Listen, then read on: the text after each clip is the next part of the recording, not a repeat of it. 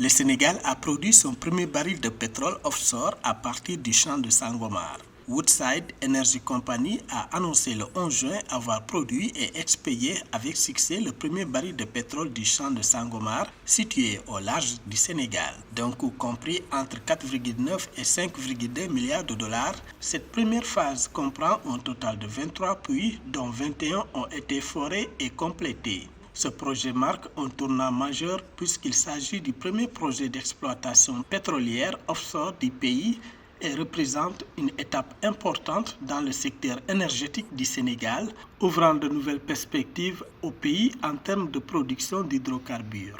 Exploité en consortium par l'entreprise nationale sénégalaise Petrosen et son partenaire au consortium qui est l'Australien Woodside Energy, le gisement pétrolier Sangomar vient de connaître son first oil, autrement dit sa première production de barils bruts. Il s'agit d'une prouesse à la fois technique, historique, géostratégique et économique qui positionne d'office le Sénégal au rang des producteurs d'or noir en Afrique. La phase 1 de développement comprend une unité flottante de production, de stockage et de déchargement FPSO d'une capacité nominale de 100 000 barils par jour reliée à des infrastructures sous-marines permettant des phases ultérieures d'expansion. Baptisé Léopold Sédar Senghor en hommage au premier président sénégalais, le FPSO a amarré à 100 km des côtes avec un stockage de 1,3 million de barils.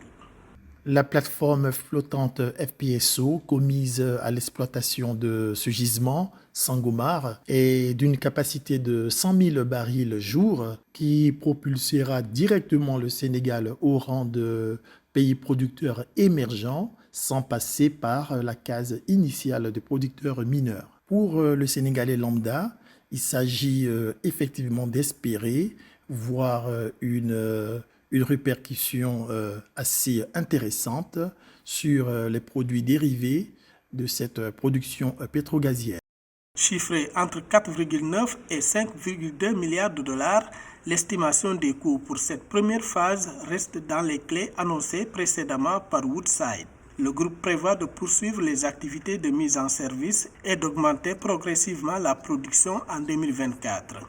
Selon le FMI, la croissance économique pour 2024 est maintenant projetée à 7,1% contre 8,3% auparavant, reflétant une activité économique impactée au premier trimestre par le contexte électoral et un démarrage retardé de la production de gaz jusqu'en décembre 2024.